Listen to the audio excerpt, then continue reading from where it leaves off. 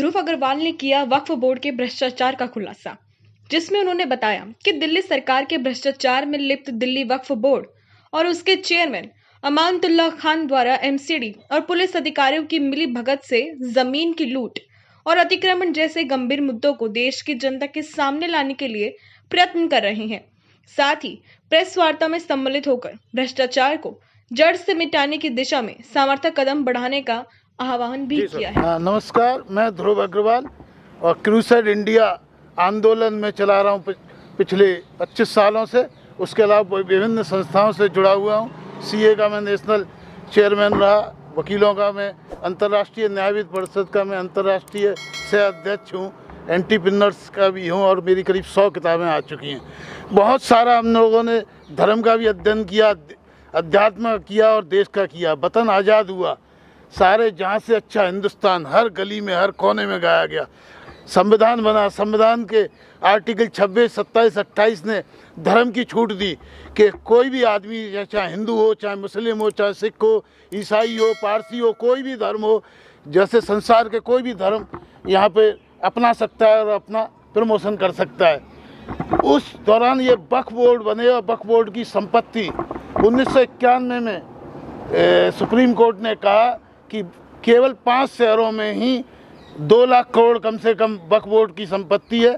Tamil Nadu high court ने कहा 1 लाख करोड़ संपत्ति केवल तमिलनाडु में। उस हिसाब से यदि इंडेक्सेशन किया जाए, आज हिंदुस्तान के अंदर कम से कम 25 लाख करोड़ की संपत्ति वक्फ बोर्ड पे है। लेकिन उसके बावजूद मुस्लिम दर ठोकरें खा रहा है और उसका कलंकित हो रहा है, परेशान हो रहा है, क्योंकि जो धर्म बेस्ड है और जो संस्थाएं हैं, जो छूट दी गई, जो संविधान ने कहा, और जो लोग जब देश का बंटवारा हुआ उसके बावजूद उन्होंने कहा कि हमें इस वतन से प्यार है, हम यहाँ रहेंगे, यहीं अपना धर्म करेंगे, उन लोगों के साथ अत्याचार हो रहा है। क्योंकि कुछ चंद लोगों ने केवल धर्म के सहारे या ये कह के कि मुस्लिम धर्म पे खतरा है, उन प्रॉपर्टियों पे कब्जा कर लिया है। उन्होंने बड़ी बड़ी जो बिल्कुल सड़क साइकिल पे चलते थे उनकी यूनिवर्सिटियाँ हो गई।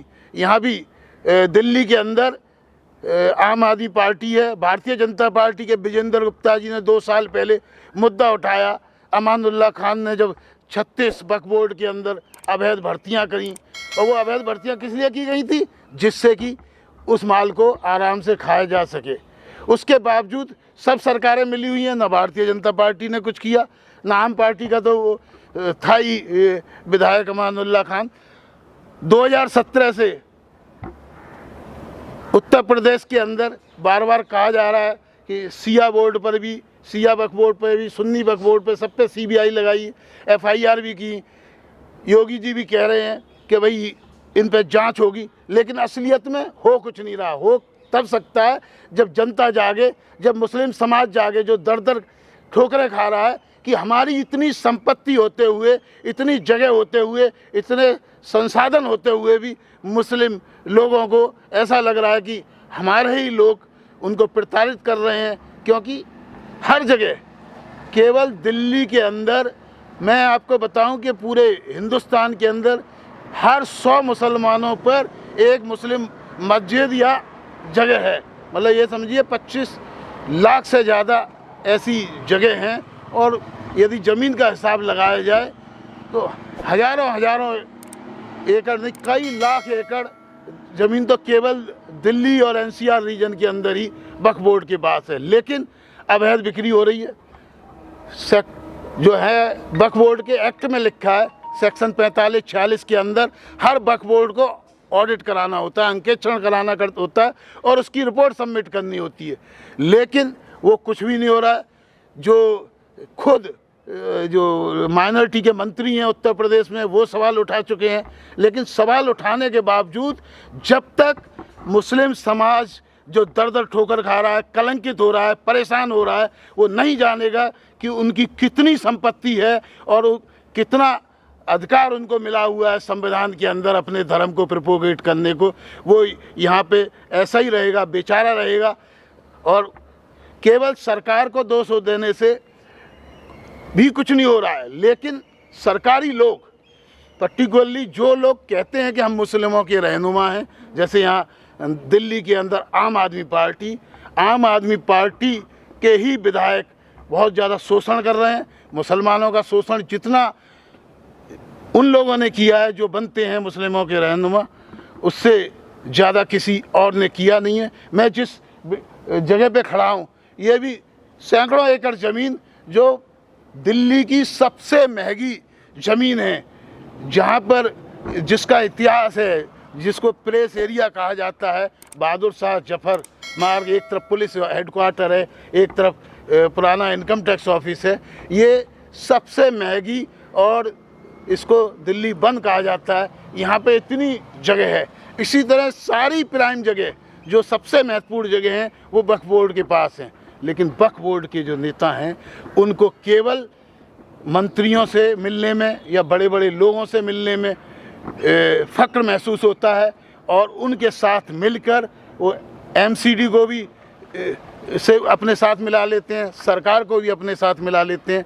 उसकी वजह से मुस्लिम समाज का जो दशा यहाँ पर हो रही है उसका कारण यही है, और वो कलंकित हो रहा है, दर दर ठोकरे खा रहा है। मैं देखता हूँ इतना संसाधन होने के बावजूद मुस्लिमों को, बहुत सारों को रहने को जगह नहीं है। यदि आप झुग्गियों में कहें, अनऑथोराइज्ड एरिया में कहें, सबसे ज़्यादा मुस्लिम रहते हैं। जमुना के किनारे जहाँ बाढ़ आती थी भागना पड़ता था।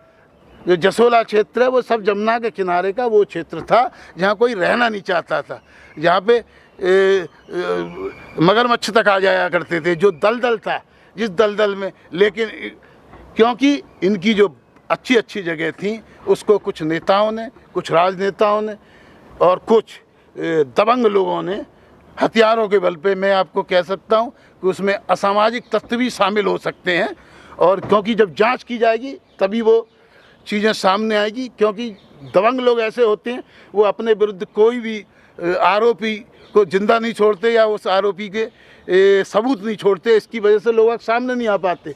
लेकिन इसकी वजह से उन दलदलों में जो सबसे घटिया जगह हैं, जहाँ पानी की सुविधा नहीं, जहाँ बिजली की सुविधा नहीं, जहाँ पे स्वच्छ हवा नहीं, जहाँ गंदगी है, ऐसी जगह में रहने को मुस्लिम समाज के ऐसे होनहार लोगों को वहाँ पे रहना पड़ रहा है।